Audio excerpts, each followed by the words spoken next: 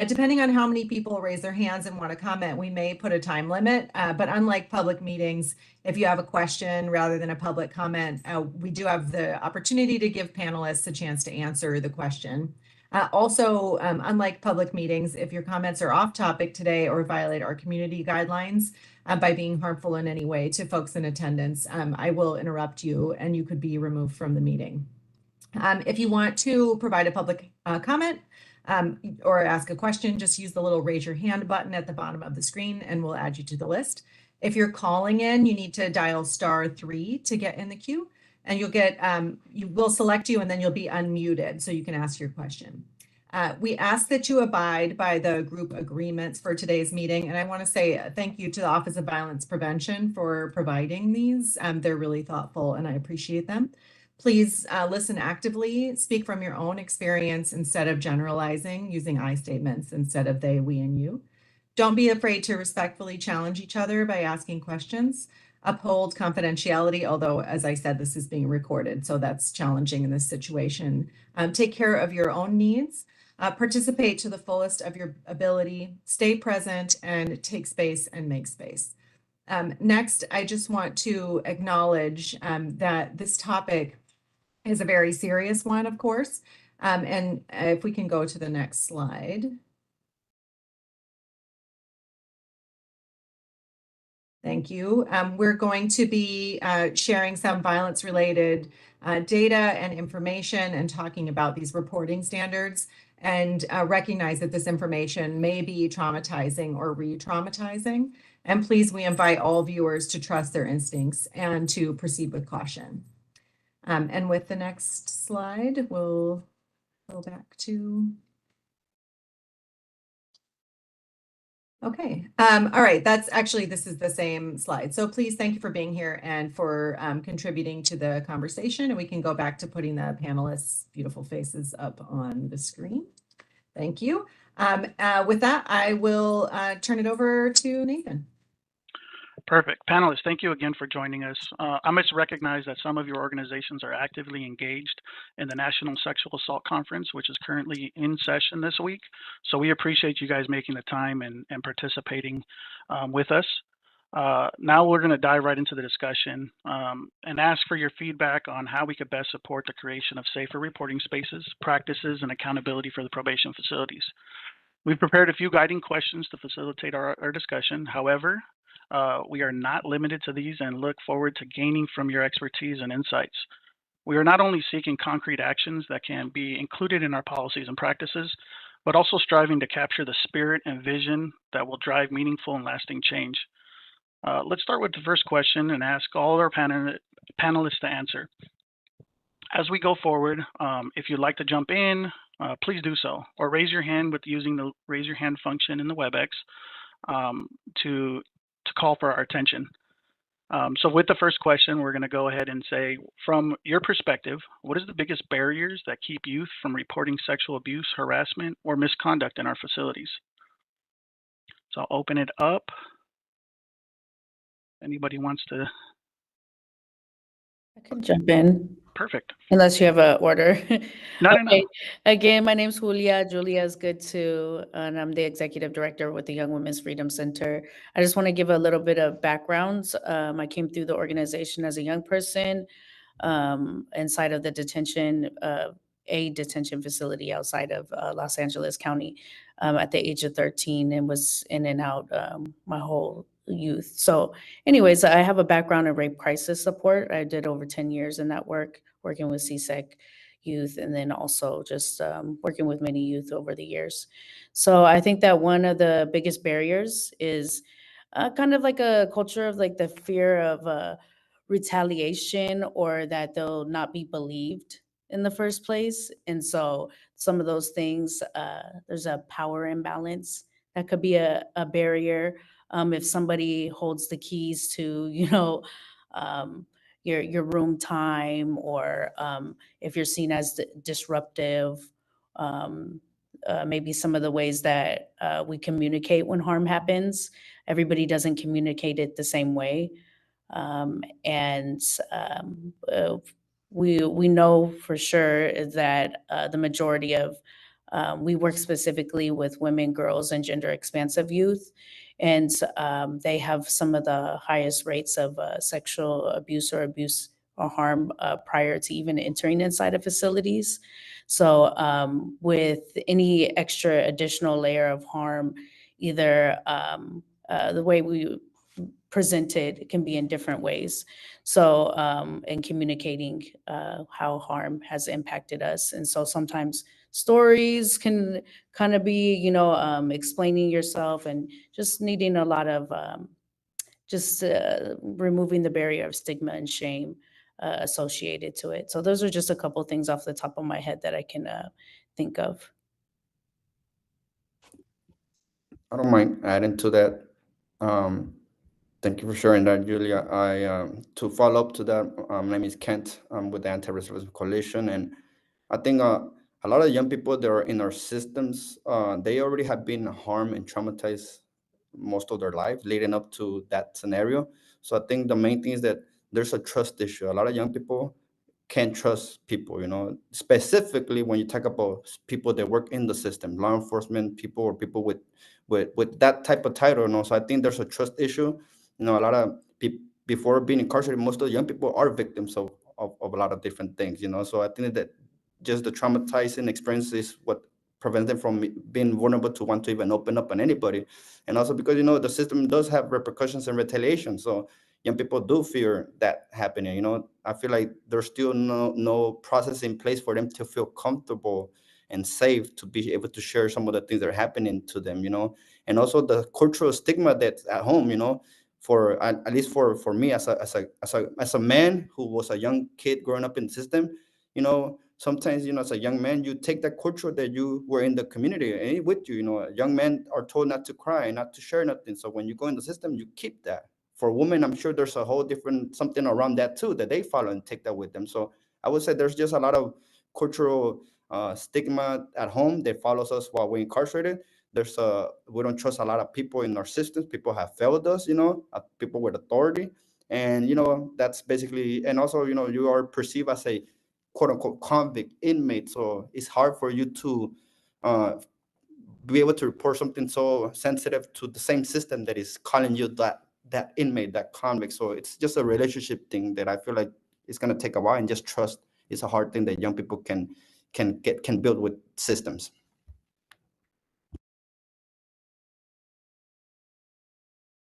Yeah, I can jump in. This is Linda from Just Attention International. And I mean, obviously, I echo and agree with everything folks said that I think the biggest barrier for any survivor reporting is going to be fear, right? And there's lots of fears of being blamed, fears of being disbelieved, fears of being seen as like damaged goods or a victim, messages from their own pasts and families and cultures about what it means to be abused and to be a victim, right? Fear of losing control of the narrative, especially in a detention facility, right? There's a lot of fear that everyone's going to find out, it's going to be spread around, and it's not going to be in my control anymore. Who knows? And what they know, they're going to tell a different story, right? Fear of getting consequented for something related to the abuse. Maybe there was contraband involved, or maybe they were in an area they weren't supposed to be in, and they're worried they're going to get punished, and that's going to harm their case. Fear of reporting this is going to make things worse or do nothing at all. But I do think a framing piece I'd like to just throw in there to think about as we talk about prevention, response, and accountability efforts, is that reporting mechanisms, making it very safe to report, making it so that kids can report is really important. I don't want to minimize the importance of making reporting safe and viable options for all survivors. But I also want to throw in there that we're talking about children being abused within a county facility, either by other youth or often by staff. We're talking about the most vulnerable and most in danger people in the equation of this work, and our efforts can't hinge upon them taking the responsibility to be always sort of to be the ones to make reports, right? It's just not a reasonable amount of responsibility for the most vulnerable people. And I think it's important to remember that kids in general, whether they're incarcerated or not, don't report sexual abuse very often. A Health and Human Services study I found from 2020 estimated that between 70 and 90% of child sexual abuses cases are never reported. And that's in the broader community. That's not children who are in detention and, as my colleagues have mentioned, have all of these other fears of retaliation. Every single one of the kids in your care is a survivor of prior trauma. They don't get there without that, right? And so I just think we have to remember that as we're talking about that, is not that this work isn't incredibly important to make it safe to report. It is, but that has to be one piece of the overall efforts. And I'm not saying it's not. I just want to throw that perspective in there. I'll jump in, I think, if it's okay. Hi, everyone. Yvette with Peace Over Violence. I'm gonna really acknowledge Julia for sharing her lived experience. Thank you so much. And I ditto everything that Julia and Ken said. Yes, it's the barriers is fear, shame, distress, and the lack of confidential spaces for youth to report also could be a challenge for many of them. I don't want to repeat everything that's said, but I just do want to highlight it, that the fact that a survivor who has experienced, a young person has experiences trauma in their life, and for some reason they're detained for choices that they made, but that doesn't mean that the abuse is acceptable, right? And so many times when we work with young people, the fact that they're not believed by adults is the biggest challenge. Not believing someone that has experienced trauma could create additional barriers. And those are the barriers that you all just mentioned right now. And I want to just acknowledge the fact that many times this really, then that creates a distrust of adults and others. And this is learned behavior, whether it's positive or negative, it's learned behavior. If youth see that if they lived in a home of trauma, they don't open up, they lack that confidence and that trust. And so prevention is key. Providing some prevention methods, maybe some screening processes and how these young people have been harmed throughout their lifetime is very important. And especially for survivors of sexual violence, this fear is like compound, right? And I want to acknowledge Ken's statement because this is, I feel like, sometimes very much overlooked. Very right about the cultural stigma and more importantly, the lack of trauma informed staff who are working with this youth is a biggest barrier too. And so I think that training on how to support youth and what resources to connect them with is an additional thing that we got to cover as well. Thank And you all if for that. Elisa, can you jump in? Yeah, I just wanted to piggyback off of what Yvette just said. Just to give you a little bit of background as a prelude to work the Probation Oversight Commission being established, we worked with the Probation Reform and Implementation team. Kent was really active in that. We heard a lot. We did a lot of town halls. I think what we're hearing, one, about the power imbalance is really important. I know at the time there was the dynamics for reporting kind of maintained that structure and would allow for that power imbalance to play a role in how cases were treated and managed and how the outcomes of the investigation. So I don't know how things are at that point, but I think another really important point in all of this is something that Ken talked about, which is the psychological barriers and really baking that into whatever the process is for helping to resolve this issue, because there's the whole snitching, not wanting to be a snitch. I got to be hard. Nobody wants to feel small or a victim. So that's something that will continue to exist. So that has to be baked into however the problem is solved. Thank you. I really appreciate the theme that came out of that. There were a couple of themes out of that first question that started with Julia and Ken's comments about trust. So in your experience in working with young people, what are some of the ways that you've seen adults, even with a power dynamic, be able to build trust with the young people that they work with that might lead to better outcomes here. I don't mind kicking that off. I mean, I'll share from my own personal experience. I feel like, when I was incarcerated as a juvenile and as a kid, I had a lot of issues myself, having trust with anybody.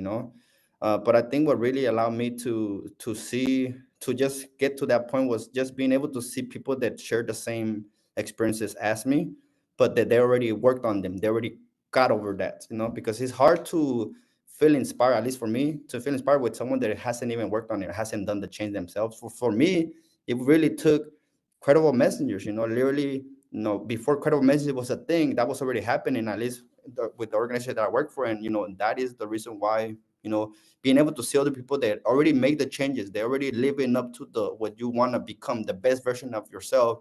That is motivating. That is inspiring. Sometimes, just like when we're in the community, in the hood, sometimes we don't like to do things. Our older homies, our older friends lead us to those things, right? We need to see them. Same with this. Sometimes we gotta see people, and that's the way you get motivated. It's something that is not scientifically, like, there's no data around. It's just building a relationship with people. Having authentic people that listen and understand you and hear you. And I feel like it's more than likely people that can be credible messengers, more than likely people that can have those skills to really interact with young people in that way. So just being able to see it is what really helped me, because when I was in the compound, when I was in Barry J, when I was in DJJ, it was always these people that kept coming back that made me remind me that I can change, that I can do something different with my life. So I guess that is a way to kind of build trust. Just having people that can be, there's even staff. Sometimes there was probation staff that they have some lived experience. They had, so just having that connection is really what is going to start breaking down those barriers of trust and all that. And it's going to take a while. So it's like an investment that we have to do for the youth. Pass it back. I want to kind of piggyback on that too. Definitely the trust, it builds, it comes with consistency, right? And you talked about, having programs in facilities. Peace Over Violence used to have programming at some facilities, but unfortunately our funding was cut. So that lacks, we're able to be consistent with that. And so when we work with youth right now, it comes to being able to provide, being there, showing up when we say we're going to be there, having empathy and cultural humility, and knowing and understanding that each youth is different. And safe means different for every person. It just, safe might be different from what the definition of safety, right? Because it depends what we've been through and how we've experienced life. And validating youth's experiences is important, and keeping your word and showing up. And I think that being a good, like a counselor, a good advocate, active listening, not judgment, those are the key factors that come into play when you're trying to engage youth. But it gets a little bit more complex when you have working with youth who are in detention facilities, right? And have experienced trauma. So patience and allowing them to not trust you, but yet you work at an effort to gain that trust of them, in some way, and respecting them as human beings. I think that goes a long way. And most importantly, asking them what they want, asking them what it is they need and how they want to be supported, not what we think is best for them. I think that also is a major factor. Yeah, I mean, I think to piggyback on that, just when we're thinking about if one of the things here and talking about trust is to make reporting sexual abuse particularly a viable option for survivors, I think there's several things that go into building that, right? So that first, as I think Yvette said and Kent alluded to, they have some role and some agency in the process, that the youth are asked and included in the discussion of okay, what do you need to see, what would make it safer, what should the process look like, and also that they're not re-traumatized by the process, sort of reimagining and relooking through all of the processes, procedures, who's doing them, how staff are trained through a trauma responsive, not just trauma informed, but that's really responding to the trauma that's already in the environment through that lens. that if kids reported that they're protected and they're given support afterwards, right? That others, and that they can see that, and we can all see it, that others are made safer as the result of someone making a report and participating in the process. I think, my goal would be that in 2 years, if a survivor were asked, hey, are you glad now, 2 years later, that you actually made that report, that their answer should be yes. I would say that too often when I work with and talk with survivors, their answer is no, I wish I had never said anything, right? And we don't want that to be the answer. And I think that, to me, that's the goal, right? To make it so that it feels not only worthwhile, but a good thing, that someone made a report. And I think there's ways to get there, and others shared sort of ways around building trust. And I think that really echoes the point about a focus on other things in reporting too, because you're not going to get there unless all that groundwork to create a space that is safe, that does understand trauma, where communication, authentic communication, is valued and encouraged, right? That you have to have all that in place to make any sort of quote unquote reporting mechanism be worthwhile.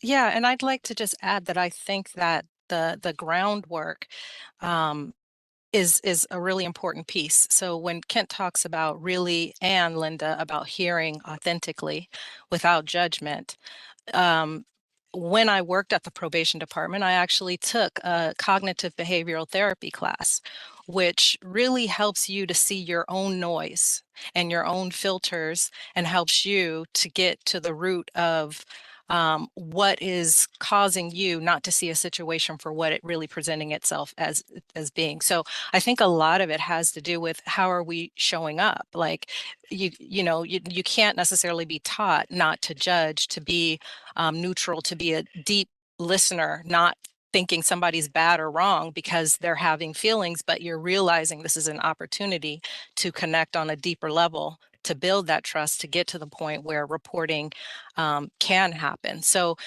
a lot of that is being able to remove yourself and see somebody else's special gifts and their talents, and speaking to their highest selves in every situation, independent of their behavior.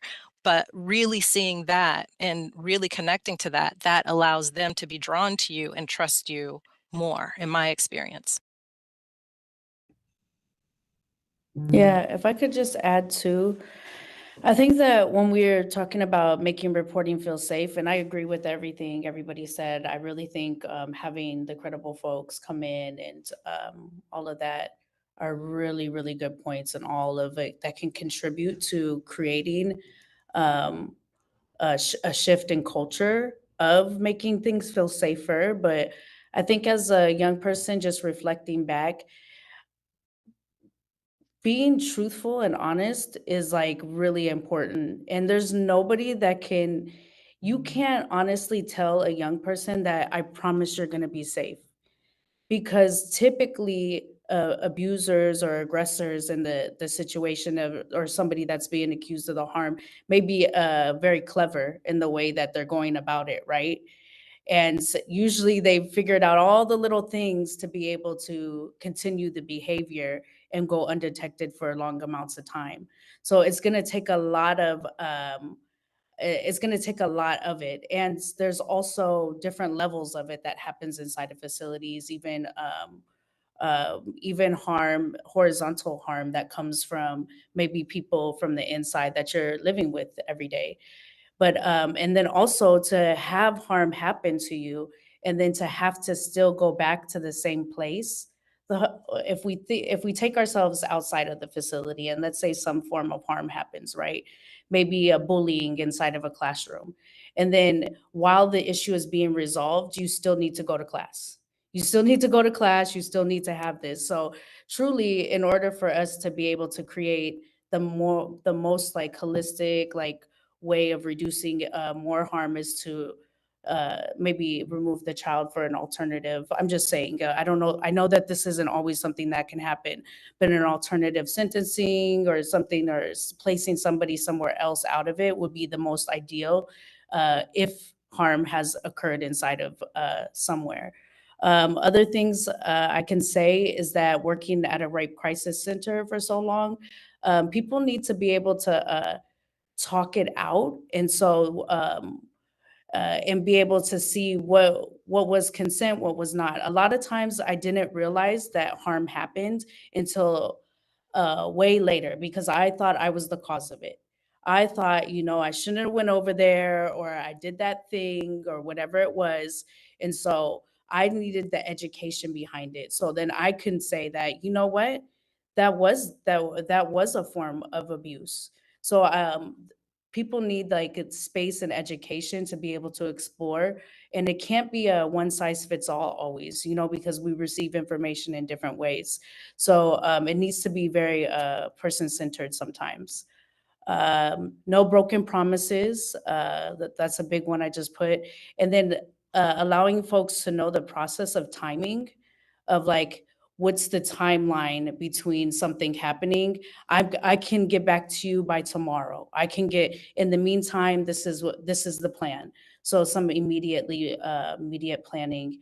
And also, yeah, just as much follow up as possible. Like, and as much as sometimes we have conversations in the background, has somebody sat down with the young person and really like made sure that they have a understanding of what an outcome was, or as much as we can give them the information. I'm just including this because I believe it's the job of all of us as a society to create, you know, young people are a reflection of how we're doing, you know, as a society.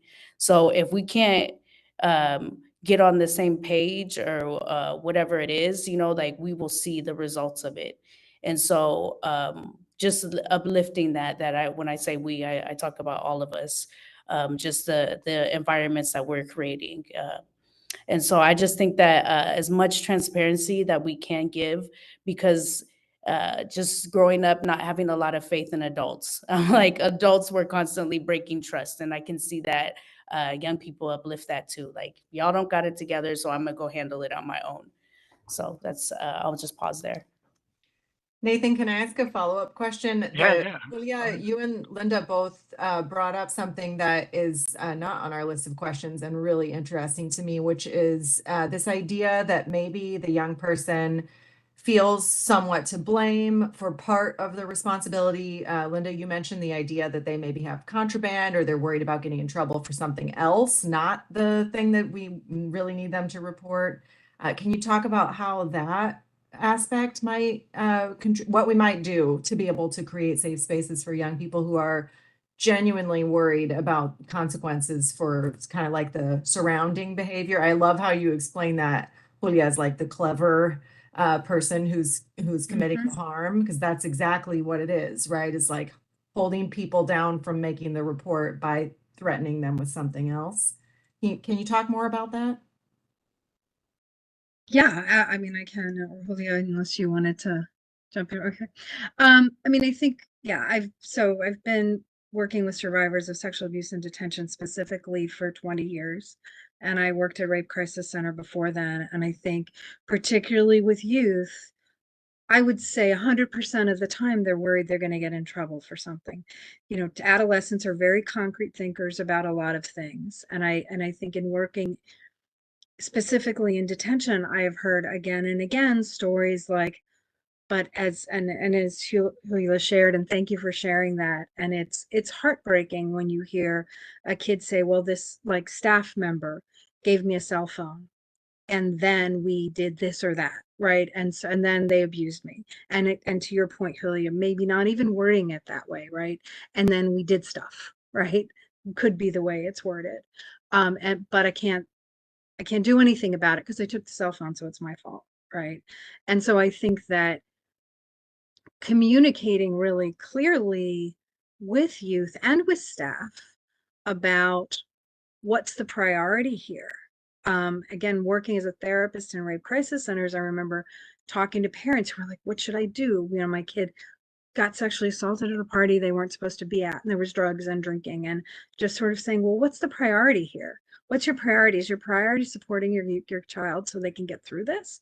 Or is your priority reinforcing a rule that kind of doesn't matter right now? right? And to think clearly about that. So I think that's part of it is in the youth education.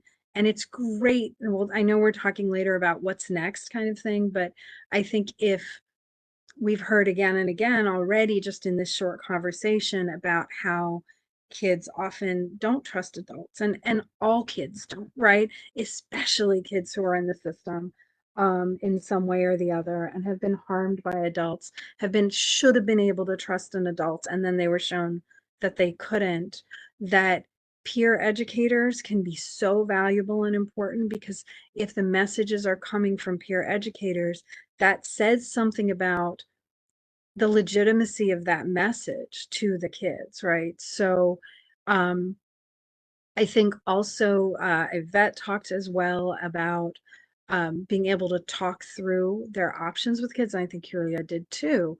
I think that is so important, that survivors of sexual abuse at any age have the ability to have a completely confidential conversation with somebody who understands the rules and policies and guidelines before they make a decision to report or not. And that makes survivors much more likely to report. I think sometimes there's a fear of, oh, well, if they get to talk to someone without making a report, maybe they won't report. And just that's not what the evidence shows. That people who get that support to talk through their options, to understand what's likely to happen, to get a sense of the timeline, as was mentioned, is really incredibly important. And also that that skilled trauma care is provided regardless of the outcome or status of any investigation as well. I mean, I think showing those kinds of things can help youth to understand what the department or facility or unit's approaches to this issue, um, and set that culture. I mean, it's really all comes back to culture, right? And information and communication. Wendy, can I add to Linda's, if it's okay? Also, I want to uplift the fact that many youth come again with lived experience, but also that Linda mentioned culture, the culture of silence, breaking that silence and reporting, and the normalizing that violence in the system is part of the system. And so that also becomes a bigger issue, because many times they feel like, well, it's accepted. No one's saying anything. And it's a form of survival too. Just like in sex trafficking, we rely on an abusive person, a person that's causing harm on certain things. We know it's wrong. Or I really want to highlight the fact that understanding what consent means, education. Am I being abused? Is this abuse? Is this rape? Is this sexual battery? Is this coercion? Whatever it may be, youth don't understand that. I may not understand it. They know it's wrong. They feel it's wrong. They know it's not right. And many times it's really that survival. Well, maybe it's someone that's employed in the system, right?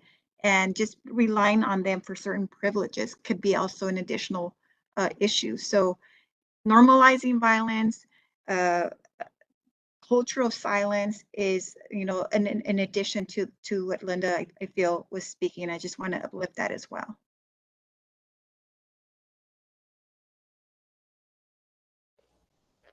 All right, taking copious notes. Did you want to add something, Julia? Gosh, my brain went so many different places.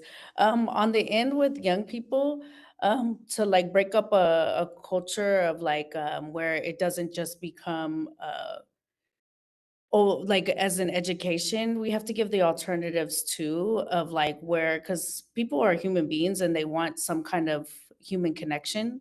And so you have to have some kind of like endurance activities or things like that where young people can still be young people, and still have some kind of like, hey, we're not doing front hugs, we do side or fist bumps or something, like where people can still feel human connection, and so they can understand what more along the lines with consent and things.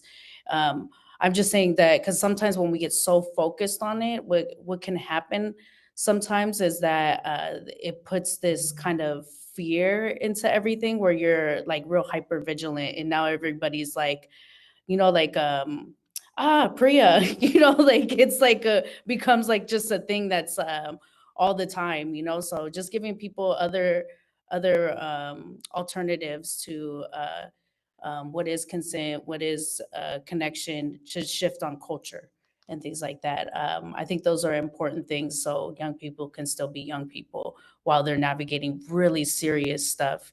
The other part is, I think, for the ensuring that there isn't something that happens because of trying to control a group of people that everybody ends up being on punishment, because that's something that can happen too, is that there's some type of disruption to the day-to-day programming. So it's like, you know what? Everybody's going down. Everybody's going down, loss of privileges, everybody. That is like something that is the number one thing for you will not ever say anything, because it's like you don't want to impact the whole entire group, because then it can create bullying. Like, it was because of you said something, and then now we're all in trouble, and now we all lost privileges. So like those kind of things happen. And then this is just one more just layer of things that I'd like to add is if when we're working in if we're a community provider coming in, an educator, if you're working with a branch of law enforcement, anybody, any system player that interacts, it's like, check in with your colleagues. You know, like if folks are like, check in with folks, make sure that, you know, people usually there's signs of things, and just not to create it like that, but on just all levels, just check out if people just know some basic things. You know, trainings are one thing, and sometimes we can get the box checked, and sometimes it may even be the trainer. I don't know, but you know, like we never know. We never know who these kind of folks are, because they're everyday community members or whatever, or people with power, you know. So we just want to check in with folks and make sure that, you know, like it is a culture of, if you see something, you gotta talk with folks, like, hey, you gotta pull folks up in that way.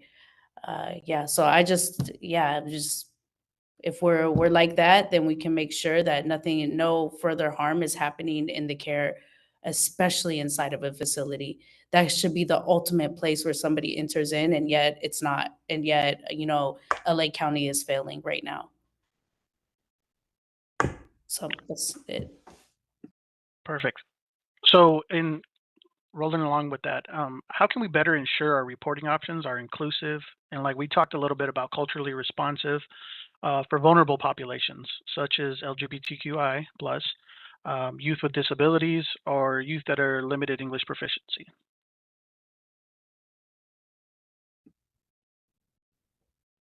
I would pick up on something Julia just said right now about you know, working with all staff, all volunteers, all programmers around not overcorrecting, I think, is part of what I heard you say, in terms of like, okay, PREA, now you can't even be kind or friendly to someone. We're talking about adolescents, talking about children who need to know that they're lovable, worthwhile, capable, responsible. They need to receive affection.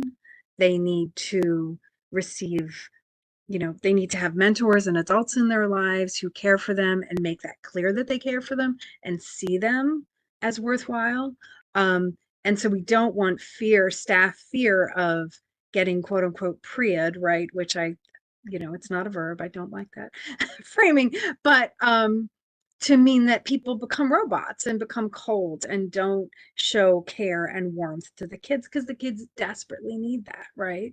And so I'd say, to your point, I think it's along the same lines that I feel like, to make sure that reporting is accessible to LGBTQ plus youth with disabilities, with limited English proficiency, who may be having other struggles, especially right now in this world, who may have parents who are caught up in, you know, fear around ICE, right? There's a lot of trauma in all of our communities right now. And I think that could mean that kids feel like they have to just put their heads down, deal with it, not cause any more trouble, right? And not stick out anymore.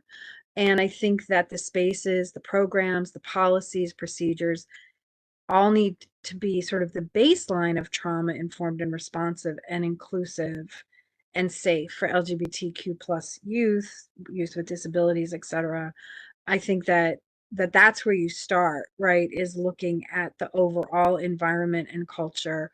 So for example, if a trans youth doesn't feel safe or seen in the facility, if staff call them the wrong name or pronouns, or they get teased or harassed for being trans and nobody steps in and does something about it, if they can't go to staff for everyday concerns and guidance, then it doesn't matter what the reporting options physically are, right? So I think that and I mean, Nathan, I know you, like we've talked about in terms of accessibility, right? Making sure that it's as many possible ways that the phones are not something that staff have to dial for them, which, you know, used to be the case, or that the grievance boxes are physically reachable, right? For someone who's maybe in a wheelchair, that they're places that young people can use them without being heard or seen by others.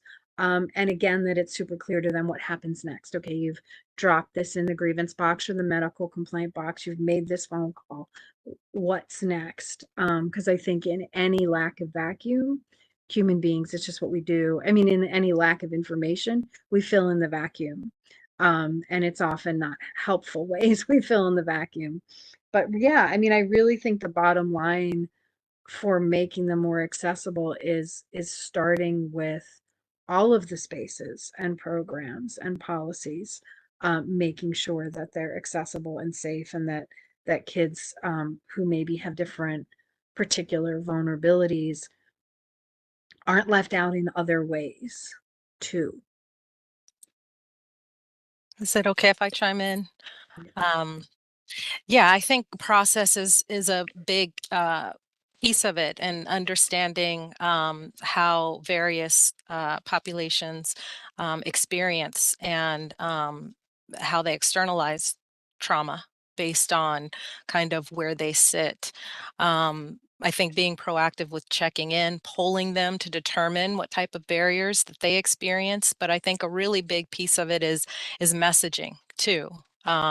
Is containing imagery that looks like them, contains words and phrases that they relate to, and that speaks directly to them. I think as with the dialect, the language, but I think as a governmental agency, if I may say, I think we have a tendency to clean things up, make them a little bit more sanitized, palatable. And so we lose folks who we otherwise may be able to reach out to. So kind of in my current role here, we speak with domestic violence survivors. And what I've heard directly from some of these survivors is that they don't identify with the word domestic violence or being a domestic violence survivor. So you have a pamphlet out there that says domestic violence, it's going to go right over their head. They're like, that does not apply to me. And then, they'll see, they've even mentioned kind of the imagery on there. It looks like somebody that does not look like them at all. And so they can't even connect to that person's experience that they see on the brochure in a way that sees that there are supports being offered to them.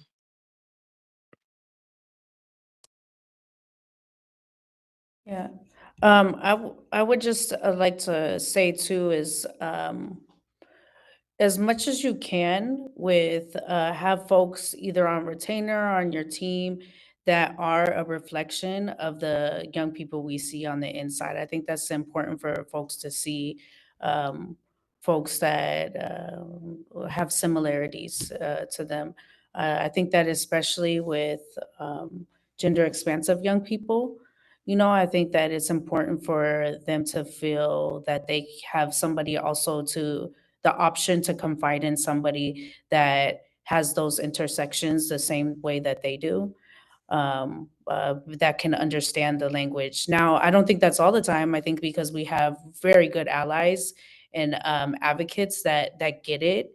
But I do think that it's important that we try all a little bit harder to, dare I say anything of like diversifying our staffing and things like that to make sure that we do have folks available. I think that there's also young people typically will tell somebody, you know, like if their caregiver or something, that if there's something happening. And so we get concerned parents all the time too, you know, and sometimes the folks are not just the typical languages. Sometimes we have some indigenous languages that are more that are spoken amongst folks, and we just need to make sure that we do make sure that we have access to all of those different languages and things like that. So, and then also knowing that folks, gender expansive young people do feel higher rates of isolation inside of detention facilities. There was a report that came out, oh, I can't remember, but that it's talks about how many young people are on the inside that identify as LGBTQ. And so if you're already experiencing a lot of isolation, that can feel like a form of gender-based violence, and it can feel like harm too. And then also being able to alter your clothes or things like that, or or seen as privileges. And if you are somebody that is on your own journey of who you are as a reflection of yourself, you know, like sometimes to be able to, you know, hold a shirt in a particular way or something like that is, you know, things that people need to be able to that could be seen as disciplinary things. And then it's like, hey, why are you looking at me? And, you know, like, why are you looking at me so much? I know that's the thing that we all, anybody that wore like spaghetti straps in school or something, you know, they're like, why are you looking at me so much? You know, like, oh, no spaghetti straps. So it's, there's things like that that come up too with around the way we put our hair or things like that. So just keeping uplifting those, because I think that those could go in the realm of like body autonomy, and body autonomy is part of like how sexual harm, violence, those kind of things happen. And if I feel like I don't even have control of my, like, even the way I get my mannerisms or things go happen, sometimes those could be start to blur the lines of other things too, and trigger stuff that could maybe happened in the past. Sorry, I went a couple different places, but I think that those are the areas just to go to when we think about providing the best services and responses to LGBTQ youth too. It's really helpful. Thank you.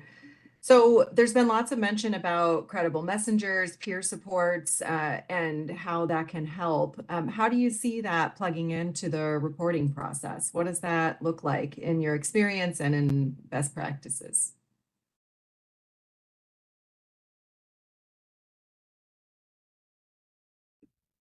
Okay, I guess I'll just jump in just Great. because I'm being chatty right now. So I think that having multiple ways for folks to report. Some folks are writers. Sometimes folks will verbally do it. Sometimes things come about in group settings, you know, and then you need to be the ability to be flexible and pull folks. And then, but I do think that with reporting, that in no way, shape, or form should any reporting be happening by an inside paid staff member. I think that it's very important that we have some form of like oversight that is not directly, um, yeah, that it's not done in-house. That as much as we can, we utilize outside entities to conduct thorough, unbiased investigations, and that we're very clear and transparent with like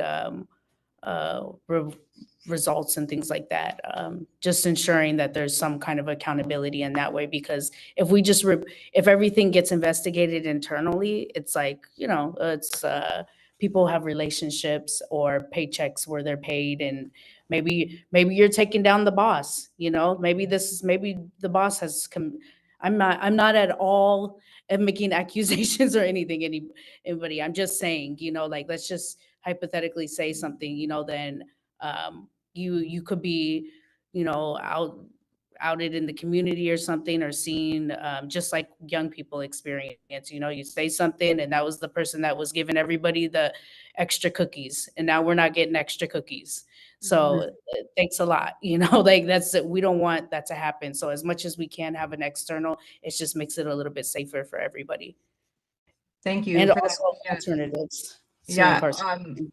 we'll put this in the chat later, but the Office of Inspector General, as well as the Probation Oversight Commission, wrote some recommendations on probation's PREA policies and procedures, and that was actually one of them regarding the investigation. So thank you for bringing that up. Kent, can I put you on the spot to ask you about credible messengers and what your experience has been about how they plug into the reporting process, or how that can work in the best way? Yeah, I was confused what question I'm in, but I would say that I feel like we have to just understand the youth. Every youth has a different complex background with different experiences. Some young people come with lack of English language, so they have that complexity. Some are, some have severe trauma at home, sexually abused. I feel like just understanding that is important, because you can really create a real reporting process if you don't know who you're working with. So it's like just having that understanding who you're working with, and just I feel like I think the credible messengers, what I feel they do good at is they're able to build trust and relationships with the building through consistency, through being there, and because they are like them, they could share that. And I think that there's something unique in that process that you could get out of youth, understand the youth, that can be shared amongst parties that are involved working with the youth. And I feel like that's the strength the credible message brings to the table, that doesn't come from a system. It comes from the community, an authentic person that connects with them, that builds reporting. And it's a reporting that is not like under any system or nothing. It's just like organic, natural reporting that it creates. And literally, if we could just have a system where this reporting can be shared across, so everybody understands this young person the way the credible message understands. Because I think the problem is also that the credible message, they already worked on this stuff. They already know what they're doing. They're seeing the youth as a youth. They are seeing the youth as an asset, as someone that has potential, that could do the greatest thing in their life, despite all the stuff. And I feel like when we talk about the system players, sometimes it's hard for them to see that. So having that type of reporting that can be led by a third-party agency, maybe, I don't know, right? From people that live there, it's like that's something that we need to establish, because that's a challenge that we face, because you can have a reporting, but if the report is not shared across meaningfully, then other people are going to still treat the kids as that number that they are, or that what they are, because they're in that facility. So also just making sure that there's a lot of we are in 2025, right? There's many years have passed by. There was at one point, like in early 2000s, we didn't have a lot of things. We have a lot of generations now that are out successfully. And when you looked at 2001, you wouldn't say there's credible message at that time there, because that was not a thing. Now we have developed so much things. So now you literally can pull from people. Like, I've been in this work since I was 20 years of age. I'm 32. I'm a credible messenger. So I feel like there's people not like me. There's a bunch of people like me that literally now we could tap into and put them in higher positions of power, or not power, but higher positions of responsibility that can do these things, So I feel like now we have an opportunity to do a lot of great things, because we have generations that can help do this, And I would say for the credible messenger stuff, I also believe that we also have to make sure that we have like a consistent model all across, I personally, this is just me, I personally don't believe everybody deserves the title of a credible messenger, because in order to really connect with the youth, you have to actually live for what you talk about. If you're saying you're promoting all this about public safety, you can't be going out in the hood and still doing the same thing. I've been doing this since I was 20 years of age, and one thing that I never do, I never glorify my gangs, I never glorify none of my background to connect with any young person. And the people that say that you have to do it to stay connected, it's a lie. They have the skills to do so. You have to be able to have the skills to connect with the youth without promoting negativity and having that balance, And I feel like that's a true credible messenger, someone that you feel comfortable having around your kids, that's going to promote positivity. And I think that's the challenge that we face, because the culture gets in the way. The grassroots community gets in the way. So it's also, how do we do that, but at the same time not demonizing and pushing our community down, because we're not bad people. We have generations of people that, unfortunately, like I always say, like I had a lot of big homies who unfortunately didn't have the tools, the resources to teach me the right tools. And I don't blame them for that because they just didn't have it. There was no DYD, there was no POC, there was nothing when they were going through this system. So they taught me what was best for them, which was how to not cry, how to not scream because I'm a man, how to like not snitch, like all these things, you know. And now we have a generation of people can flip that script and teach the opposite. And you know, you have people like Julia, you have me, you have a bunch of people that have been doing this work that can really like we could start changing the system. But we have to have the main thing is trust and being able to share that across so everybody can start seeing kids as kids. You know, they're developing, they're literally developing, their brain is still growing. There is a hell opportunity to inspire and change the way they're gonna become, you know, because they're literally kids still. I don't care if they have tattoos, I don't care, they can change. Linda, were you going to say something? Thank you for that, Kent. Were you going to say Yeah, something about how I credible messengers can plug into the reporting process? yeah, I would add that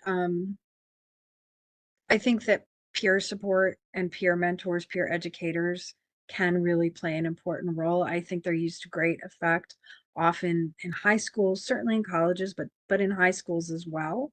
And I think with care like supervision and support and enough support for their own trauma and what they may be hearing, I think that it can also be a real leadership and long-term growth opportunity for the youth who take on such a role. I mean, in Los Angeles County, we have a teen crisis line. We have a whole crisis line that's operated by teenagers for teenagers, with proper supervision and support from adults with experience. But I think they can be really instrumental in giving the kids the information, and helping them also sort through their options. I think that putting peer educators or mentors or supporters in a reporting role is dicey because that changes the relationship, right? And things, but they can be a part of that process, right? Because that's, I think, what I keep sort of saying is that it's a process. It's not get to one thing and it's a report.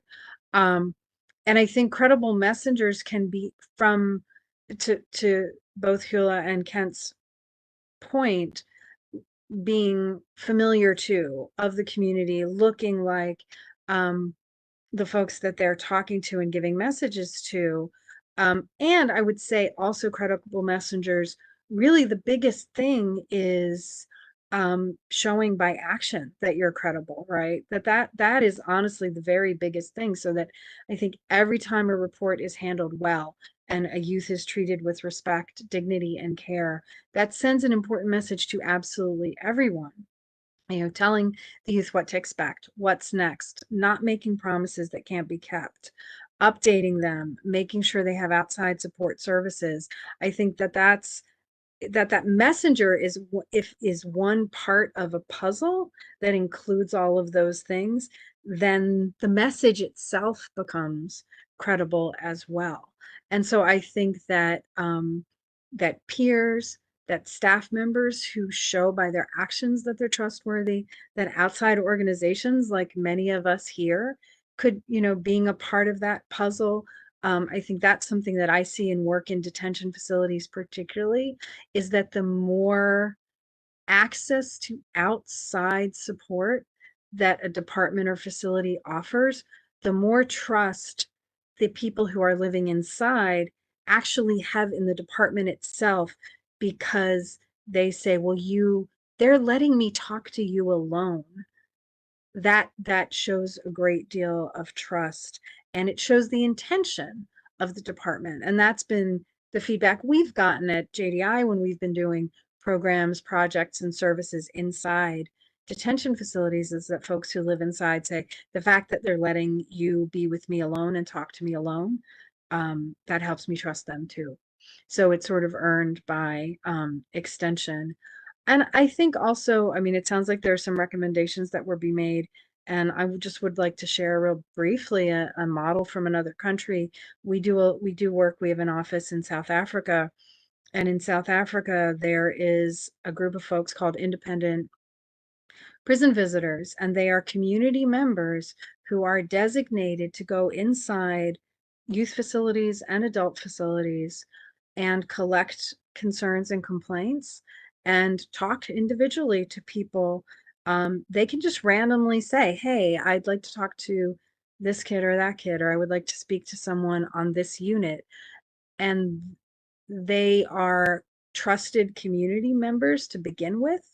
And their role then is really just to be a conduit to people having another way to make their complaints and concerns known, and they have the power and authority to follow up and find out what happened. And it's just another model that is extremely effective in South Africa. So I thought I'd share that.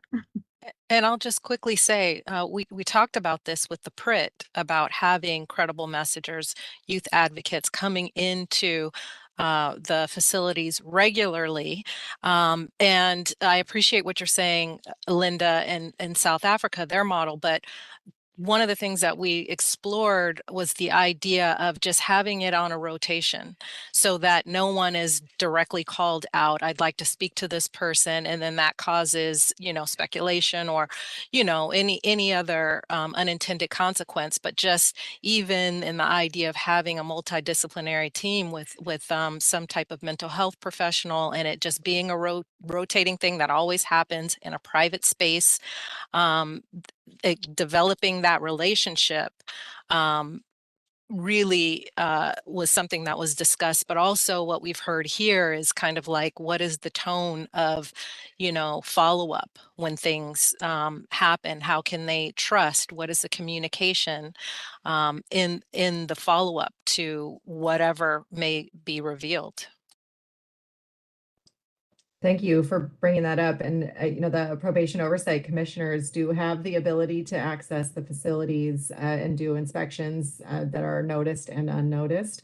Announced and unannounced, I guess, is the better way to say it. And many of them are people who have experience with incarceration. And we have certainly seen that happen in the conversations that happen between young people and the commissioners. And then just to express my gratefulness to Nathan, he has personally trained all of the commissioners in PREA and then also given them the tools for which to make the reports as necessary, which has happened on a number of occasions over the 5 years of the commission. So we're not quite there to what you're talking about, Linda, but there definitely have been steps in LA County to move us there. Awesome. I think we covered a lot of the discussion points and questions that we had. Really insightful. I do want to know as we progress with this, how can we sustain continuous feedback from your organizations, not just in town halls, but how do we improve safety in the reporting systems? How can we continue that conversation? And especially there's some familiar faces, there's some unfamiliar faces that we want to make familiar faces in moving forward and developing these processes and procedures, and even looking at our policies and how to incorporate better training methods and language in our training that's very intentful. I think we wanted to reach out and say, how can we sustain those feedback with your organizations? I don't mind going first. I would say, this is a good start, having more discussions like this where you're bringing all of us together. Maybe having more, maybe identifying all the community-based organizations that maybe you could have monthly check-ins or quarterly check-ins in different topics, different sections, different areas around youth stuff, or just stuff around that. Maybe also providing some type of training to the organizations around how to interview, victims of sexual assault or stuff like that, I think more and more robust standards and assessments of effective policy, maybe training on how to protect youth and probation officers or just people that work in the systems. So I feel like maybe just more of this, obviously more of this, and maybe even like sessions just where maybe POC comes to the organization, goes to Young Women's Freedom Center, goes to ARC, goes to all these orgs, and just let the orgs run the show. Let them bring their youth, and maybe the POC can guide the questions up, but maybe let it be run by autonomously. Maybe you might get some really insightful information from those spaces that can really be eventually transcend into policy or into the POC. I think that the more you can understand the CBOs, how they work, the lived experience of each of the people the CBOs are working, the more you just understand it, the more you're gonna understand it and figure out how to put that in policy or in practice in the county. So I think just more of these types of meetings and webinars, even learning from people outside of the state, you know, maybe bringing some experts that have done research. I think Linda referenced some of those things. I think, you know, different things that people are doing everywhere else, you know, and I think just continuing the dialogue and continuing the conversations and being more bold and maybe inviting more system players that probably are still challenging this area or haven't really done a good job in this area, but maybe can also benefit from this. Maybe bring some line staff from probation in these types of conversations. They might provide some insight that we are not really thinking about, you know? So I think just being holistically including everybody that plays a role in this and just having those dialogues continuing, whether it's through webinars, town hall meetings, going to the CBOs yourself, you know, or maybe having a cultural exchange trip. You bring everybody together. We go to a facility, you know, I don't know, something around that. A conference, maybe you guys can do a conference around how to protect youth from abuseness and sexual abuse. Maybe that is the big conference coming up in 2 years. I don't know, but that's some ideas. I'll pass it back. I'll jump in, Nathan. I mean, you and I, Nathan, have been working in conversations for a very long time, and we still have yet to move the needle on that, right? And I think what it comes down to is that you have organizations in LA County who are willing and who are willing to support youth and don't want to see another young person sexually abused or harmed. And I think what it comes down to is funding, as well as for sustainability and consistency for these organizations to continue to support. Like Peace Over Violence, you know, we are the local rape crisis center, and PREA requires that youth or people who are detained have access to a hotline and support line, right? And so that's one thing, but I think that this is a good start. However, sometimes I feel that we are called upon only when there's a crisis. Oh, there's an issue that needs to be fixed or resolved. And if we have more consistency in these collaborations and these partnerships and willing to hear each other out and provide that feedback, I think that's important. A council of individuals who have lived experience. I think getting and hearing from them. And, you know, I was young very many moons ago, and in a situation where in my life experienced something traumatic. And when I was transitioned out of a system, I was never asked, how was this for you? What was your experience? What can we have done better? You know, that asking that person what that was like for them and what they experienced and what we could do better to serve our community, our youth, is very important. Because we're just failing. We're just going to continue going in circles and cycles. And so we need to break that cycle to really get the feedback from those for the lived experience. And maybe conducting safety audits is another thing. These safety audits as to how we could be better, improve the services, and support our youth who have experienced sexual violence is very important. Maybe anonymous surveys is another option. And of course, you know, listening sessions, this town hall is a great start to it, but let's not just have it once. Let's continue with it. Let's be consistent and let's be committed to, we really want to create a safe space for individuals who are in these facilities are detained, for young people. Let's commit to this and let's move forward to really be there and show up for them as well. So I'll trail Yvette because she and I will make a plug for the Sexual Assault Council. Yvette is one of our council members. So we just started meeting. They are public Brown Act meetings. We will have our 4th meeting on September 15th, and we welcome everyone to please join. It's multidisciplinary. We have DA at the table, we have sheriff at the table, we have rape crisis centers, we have SART centers, we have folks from higher education. So we tried to really put a big team together, and what we'll be working on next is, once we get through our bylaws, which I think we're there, Yvette, we will start looking at creating a roadmap and creating priorities and establishing committees where we would like folks from people on the panelists, people who are listening from the public, to come in and be a part of those committees as we build kind of what we want the system of supports and the system of navigation and coordination for all of Los Angeles County as it relates to sexual assault. And so that, I think, will be very powerful. We're just starting, but we really want you to be involved. I will go ahead and put our website in the chat if that's okay.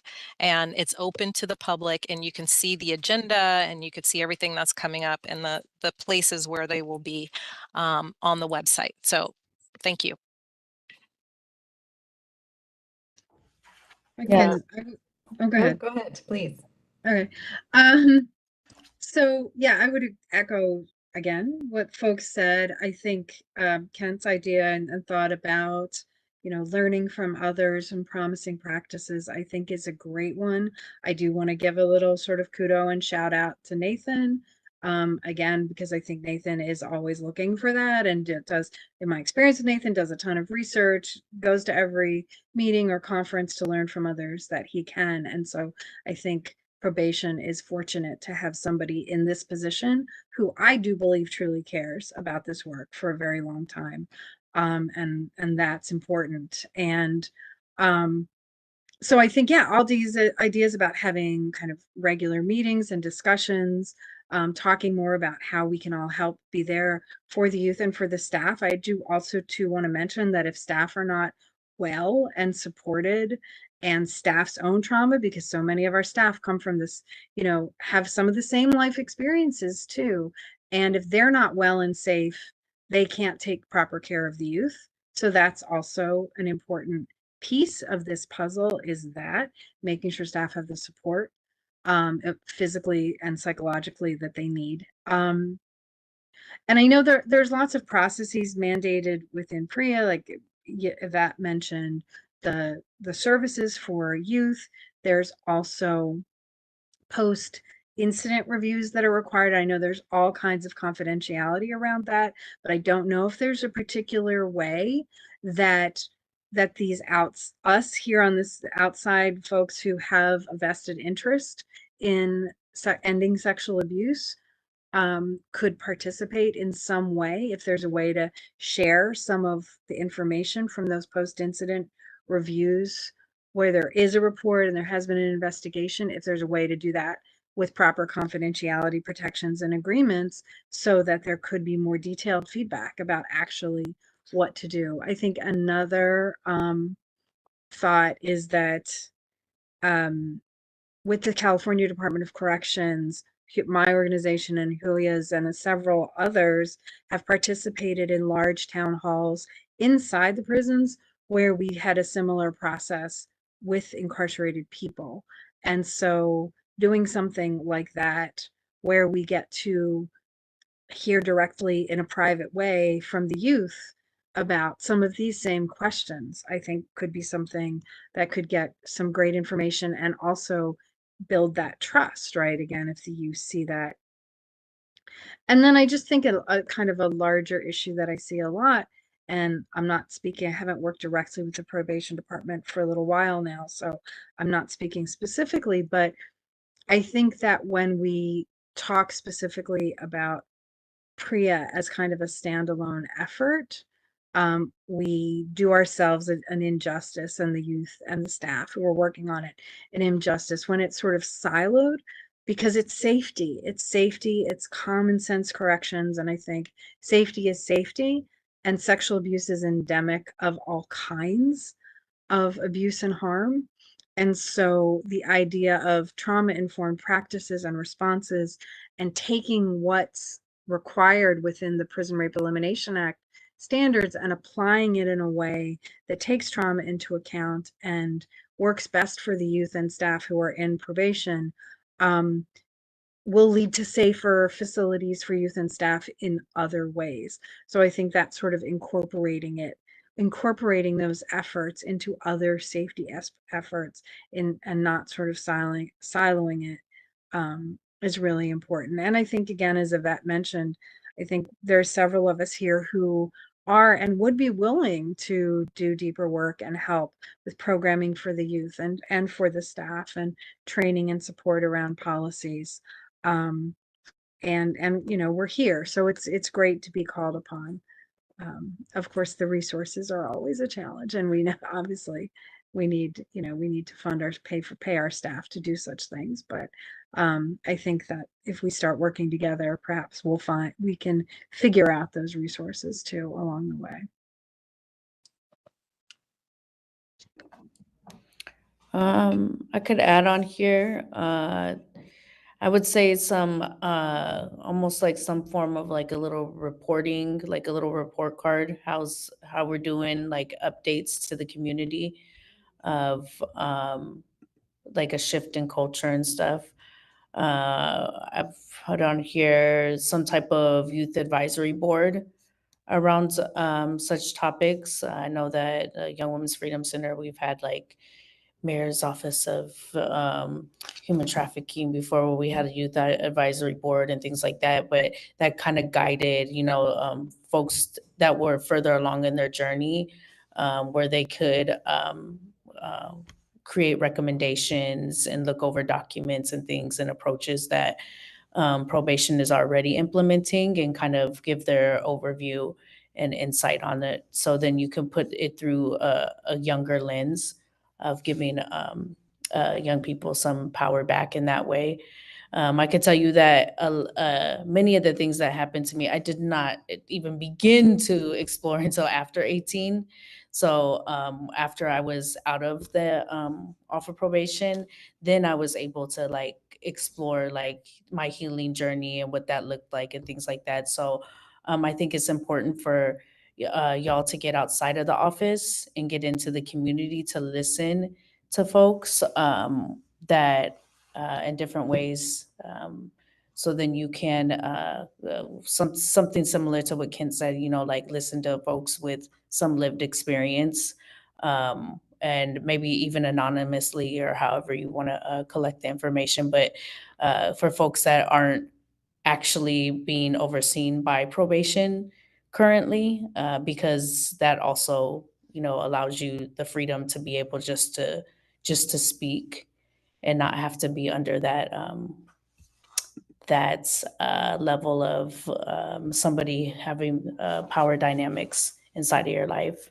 And so, yeah, just those kind of things. And then, my feedback is always going to be, it's really hard to heal while you're on the inside, and to really uplift folks that have maybe backgrounds with commercially sexually exploited youth. Prior to 2014, youth were criminalized. After that, we are not supposed to be criminalizing young people that have experienced that form of harm. And I think that on many levels, there's still this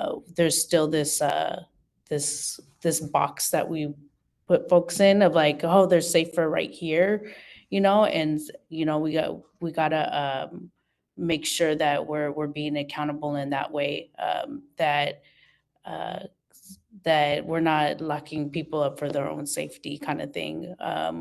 That kind of mentality is very harmful, and not allowing people to be able to build up the muscle to navigate life, and actually to live thriving lives beyond detention facilities. That's a beautiful way to end. I think, Julia, thank you so much for that. And I don't mean end, I mean, we'll move on to listening to what folks who've joined us today have to say, questions they might have for you all, or also some additional insight they might have about safe reporting practices. Thank you so much to the panelists. I heard a lot of things today, including some things I may have been expecting, like obviously about culture shift and major shifts within the organization to be able to come to a place that is focused on safety, and also some really practical suggestions around how the incorporation of the incredible skills of credible messengers and peer educators and other supporters can be channeled to help protect young people and their safety against sexual harm and violence. And also some things like Yvette mentioned prevention and screening tools that can help identify youth who are particularly vulnerable, the multiple ways the department can and should allow folks to make complaints, written and oral and in group settings. And then also making sure that young people who may be worried about their own discipline for things surrounding the misconduct feel safe in their reporting. I am so grateful to these exceptional panelists. Thank you, Nathan, for collaborating with me on this town hall. We really appreciate the relationship we have with Director Martinez and the probation department with their PREA work. And thanks, Ms. Castellan, for being here and listening. I really appreciate your ears today and the important work that you're doing at Los Padrinos. So with that, I'd like to invite members of the public who are attending to use the little raise your hand function or dial *3 if you're on the phone. For those of you watching on YouTube, I'm really happy to say that we did get the YouTube stream going early on in the meeting. You have to be on WebEx to be able to give public comment. I'm actually going to start by reading a comment that came from the chat that says, I'm just going to read it word for word. I feel part of the problem is that youth rarely see that people actually face consequences for this type of harm. In society, other crimes are criminalized and punished, but with this harm, it often feels ignored. I would argue that adds to the what's the point mindset. Any of you want to comment on that? Linda, that's very related to something you said toward the end of your comments. Any thoughts about that comment? I mean, I think it's an excellent point, right? I think that anytime any survivor of sexual abuse reports, it's a huge effort, right? It is a huge risk. And I think usually, usually we see folks not treated better after they're reported, right? We see that all the time. And I think that to go through that, to think about going through the process of telling your story multiple times to multiple people, potentially losing control of the narrative and going through all that. And most survivors I've ever spoken to and worked with have said they're doing it so that in the hopes that this person won't harm anyone else. Like that's the reason almost all survivors I've ever spoken to have told me they're doing it. And so if then nothing happens, if then that person sees that other youth may still be in danger from this person, then that is a crushing blow. And again, it also sends that message to everybody else in the environment, because as much as we may try to keep things private, it's very hard and everybody finds out something, right? And so I think it's just a very good point that investigations need to be well done and thorough and solid, and that accountability needs to be robust, and at the very least, somebody who is found to have harmed a child in their care or another youth needs to not be in that situation to harm folks again. And so I agree completely that is a big reason why people don't report, is out of fear that nothing will happen anyway. Thank you. And Julia, I promise I did not encourage Julia to share this idea. We didn't even talk before this, but the idea of a report card is something that the Probation Oversight Commission has definitely supported and asked for, like public-facing data dashboards. That is one way to do it. For a time, probation was sharing, for example, their internal affairs, like the number of complaints that were received and the number that were substantiated and investigated, which showed at least that the department was investigating complaints. And that was through a report called ProbeStat. That has not been shared, and I think we're going on 2 years now, and I'm very hopeful that the department would start doing that again to be able to share some of that basic report card data. I think it's a very powerful tool, even if it doesn't have the name of the person I complained about, to be able to see that at least there are some number of investigations that have been done, provide some level of accountability and support in there. So I appreciate that suggestion, Julia. Anybody else have any thoughts about the what's the point mindset? think it's pretty common, not just in the carceral or, detention setting. I mean, and having conversations with the DA's office, I think part of their idea, at least when I had these talks last summer, is the idea that you can report and it doesn't have to go anywhere else. It could just be you having this conversation, getting it on record. And the value in doing that, because a lot of times, if you're a young person, you don't want your parents to know. There are a lot of different dynamics. But over time, if someone else reports, then there's a greater likelihood that there could be charges placed on that person. I know it's no consolation now, but that's part of kind of the education piece, moving the needle to getting more opportunity to charge folks, as we change our whole culture. It's a culture thing as well. And Thank you. I don't want to talk too much, but I'll just pop in, Elisa, to say I think that that's another really important point that you mentioned, that's just another option that survivors have, right? You can still make the report, get the exam, and then that person has the agency to have some input in the process and what happens next. So I just wanted to note that that's just another important thing in terms of some options and control. Options and control are what's so important in this work. Thank you. Yeah. Oh, go And- ahead, Julia. And I just want to validate the comment that the person made, I have taken many survivors through the process where there wasn't the desired results that were intended to happen, and I think that this is a step right here to having town halls and having these conversations. But I think what we're also uplifting is I think of the words of courage, having courage and hope, and just to be freaking fearless.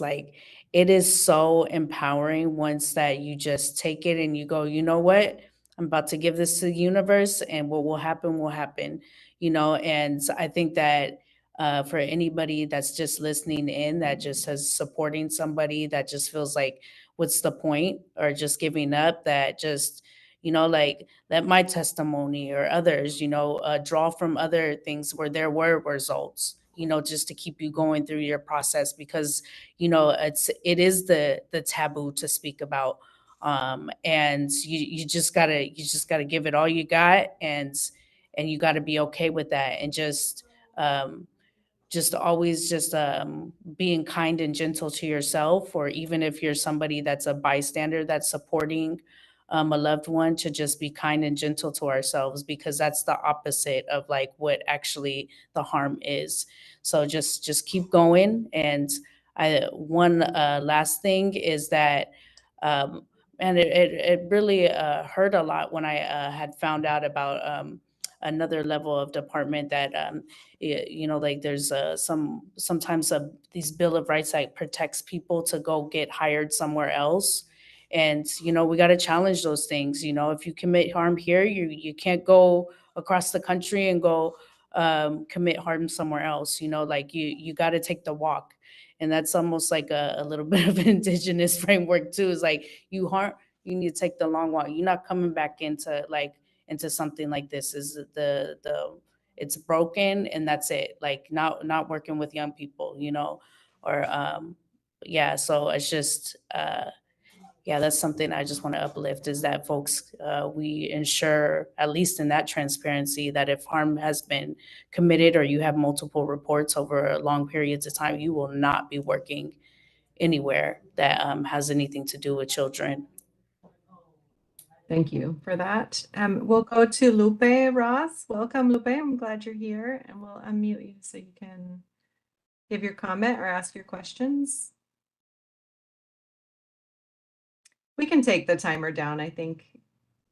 Team, thank you. Go ahead, Lupe, you're unmuted. Okay, hello everybody. I can hear you. You Oh, can go okay, ahead. okay. You know what? I really appreciate this. I think I understand. I'm a great grandmother, and I'm over 70, and I have a grandson that went through probation. A great grandson went through probation, went through camps, and now is sitting at the county jail. He's 18.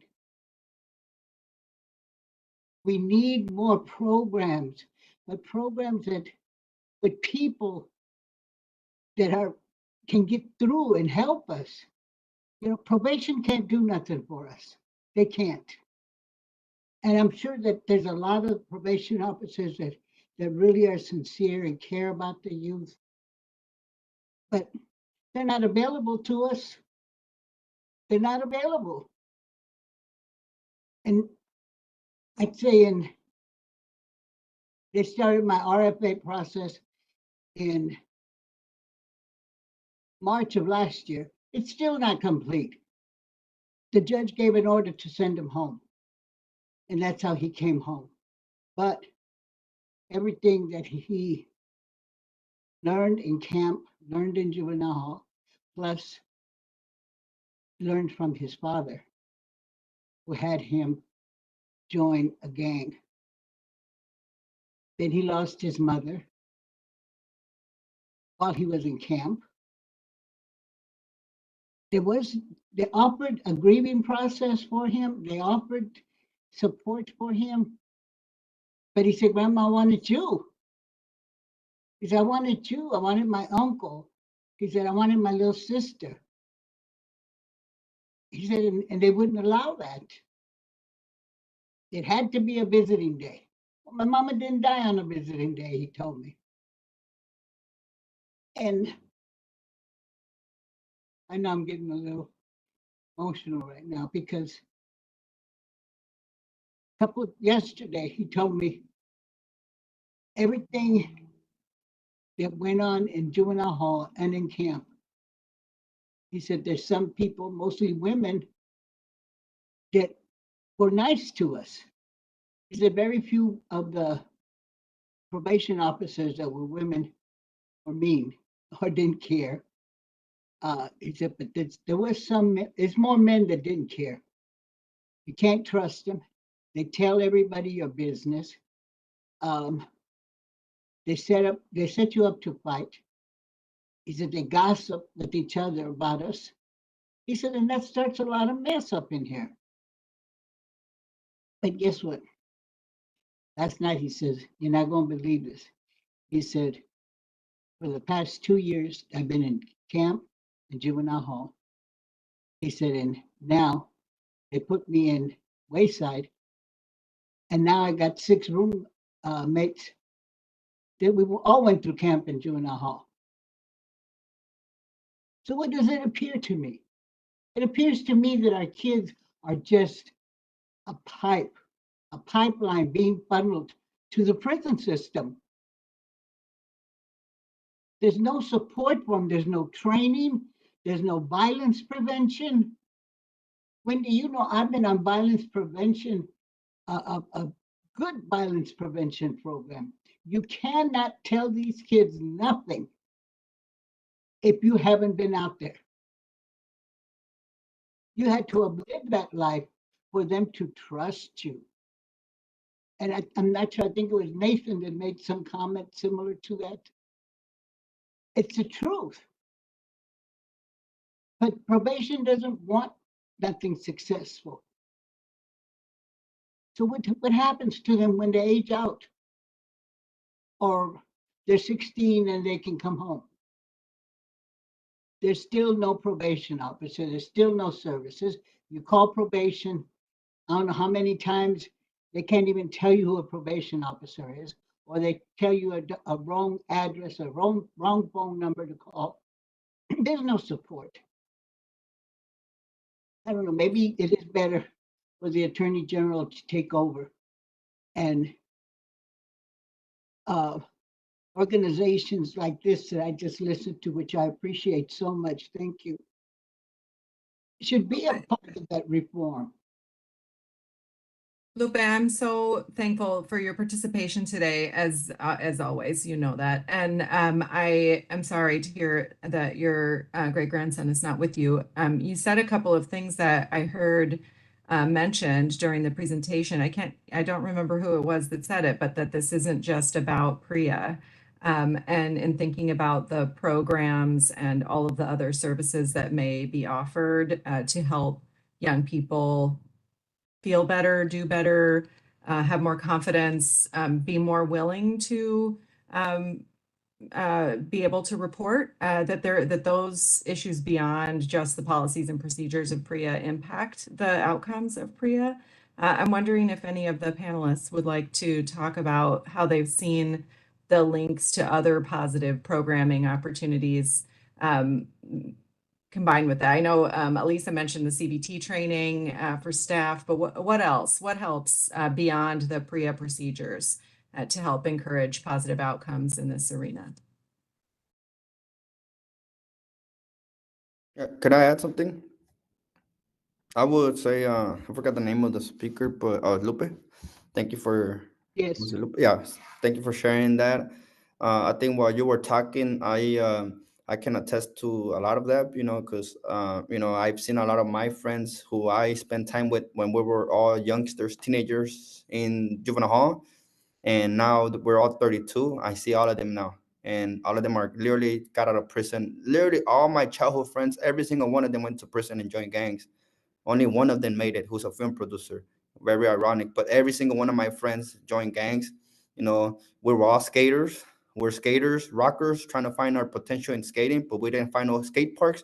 We tried to play a band. We didn't know how to do that because there was no Mexican rock bands. So you know what? Let's go tag the streets. And next thing you know, that's the only thing that we found, and then next thing you know, we ended up doing hard, went through the whole process. And I think one of the things that I did, something that I've spoken in the past, I feel like we've in our community, we have normalized the system being part of our childhood and our experiences, that we let it be okay. One of the things that I always used to see when I was a kid is that I used to see everybody on probation, always going check in with the probation. I'd be like, why is it like we're all in this? Like, okay.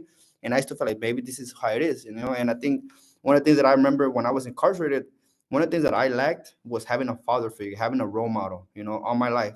And I think even when I was incarcerated, I used to look at the male staff as how would they be if they were my dad, if they weren't, so what I'm trying to get to is like, I think, one of the things that I really like to emphasize in these types of stuff, this is why it's important that we help our young people before they turn 18, because the worst thing that could happen is we're doing all of this work, but as soon as they turn 18, they go to the county jail and we lost them right there. Once they enter that system, it's a completely different system that can either be good or bad, and I just feel like we just need to be better at making sure that we're helping the young people before they hit that age, because if we do everything, but then they got locked up by 18, we're already sending them in a different system, and that system is not like, it's very different, and it's it's easier to get more caught up in it than getting out of it once you enter the adult system. So I think that I think just having more mentors, more role models, more accessible things to the community is what will prevent a lot of this. A lot of us get into trouble because we're bored. There's nothing for us to look for. There's nothing for us to do. And we find it in the things that are in front of our communities, which is something's nothing. It's literally just a street. So I would just say to you, Lupe, thank you for sharing that, because I felt that. This is why I do this work. When I got out of incarceration at the age of 20, I decided to dedicate my life to ensure that we don't normalize this shit, that we don't hear our friends and neighbors like, oh, I got a court next week. Oh, me too. Oh, shit. And it's normal. Like, what? Literally, that was a normal conversation between me and my friends and their moms. Like, and we're all, of course, let's carpool together. Let's, like, why is that normal? That's normal, part of our normal life, where a person that normalized, a normal experience should be my mom taking me to an art class after school, or taking me to boxing classes. But we don't have that in the community where we come from. So I think I want to just challenge more people to continue to work on the young people, and because the last thing that could happen, they turn 18. Once they come to the county jail and prison, that is completely different, and it's just gonna be harder at that time. But thank you, Lupe, for sharing that. I felt it, and yeah, just wanted to acknowledge you, because I felt that, and I was one of those kids too. They went in the whole camps, all that, and graduated to YA, county, prisons, all that shit. So it's unfortunate, but this is why we have people like me, Julia, Wendy, everybody in this panel to help make sure that there's no more generations that are being traumatized. And going down in the system in this pipeline that is real. Sorry about that. Pass it back. Kent. Thank you for that, Kent. Julia, were you going to say something? I thought I saw you. Wendy, Okay, sorry. Anybody else want to address that? Thank you, Kent, for those heartfelt comments. Let's go to Dr. Mohammed.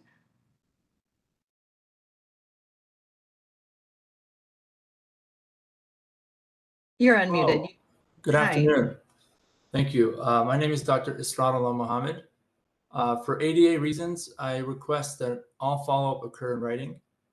And for the public record, on April 10, 2025, I formally submitted the Bureau Care to Custody Cemetery Dr. Pipeline. Mohammed, we're not doing a public meeting today. This is a town hall about PREA.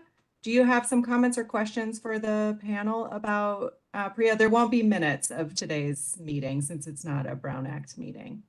Yes, absolutely. And respectfully, if I may finish my comment, I very much appreciate it. This is about PREA, absolutely. Thank you. These frameworks center safe reporting spaces, independent oversight, and trauma-informed navigation, as well as data integrity, all core to PREA. And I really appreciate today's themes. Ms. McFarland's note about international oversight models, such as in South Africa. Ms. Julian, I know you had a focus on building a system of navigation. And Ms. Arroyo, she did call for outside independent investigations, not just internal reviews. And also, Mr. Kent emphasized a consistent model and tools that really drive change. The Bureau Care to Custody Cemetery Pipeline framework already provides that consistent tool-based navigation and oversight design. It includes independent grievance pathways, external reviews, and timelines, as well as trauma-informed reporting. So I just would like to request that there be, because we really want to create a culture that prevents exploitation of community insights and expertise. So if there can be a neutral prior art acknowledgement in PREA materials going forward, acknowledging community-informed models, such as the Bureau Care to Custody Cemetery Pipeline framework, and then also emphasizing record integrity. So post-PREA events and the artifacts, as well as slides, handouts, recordings, transcripts, chats, if that could be part of the record. If none exists, please note that as transparently as possible on the event page. And then lastly, if there can be a written point of contact, designated staff to really lead and to engage in writing so that the county can operationalize these tools with fidelity and safety and evidence. I'm prepared to provide the exhibits already on file to support an ethical, survivor-centered implementation. Thank you, and please confirm these requests in writing. Thanks, Dr. Mohammed. So Nathan, I want to give you the last word today and see if you had any questions. We don't have any other folks with their hands raised. Do you have any questions you feel like we didn't get to, or any wrap-up comments you'd like to make for the panelists as we close things up today? No, of course I'll be reaching out to a lot of your folks for some follow-up tangible items that we really want to incorporate as we move forward in reviewing and revising some policies and procedures and trainings. But as we close today's town hall, I do want to extend my deepest gratitude to all the panelists and community members for sharing times, perspectives, and invaluable feedback. I know even folks speaking publicly, I know that's one of my crutches, right? It's one of my deepest fears coming into the department was public speaking. So to those who spoke, I recognize the courage, and we talk about courage a couple times throughout this.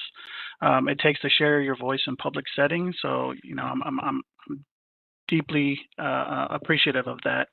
Our panelists represent organizations that champion the voices of survivors and advocates tirelessly for the communities they serve.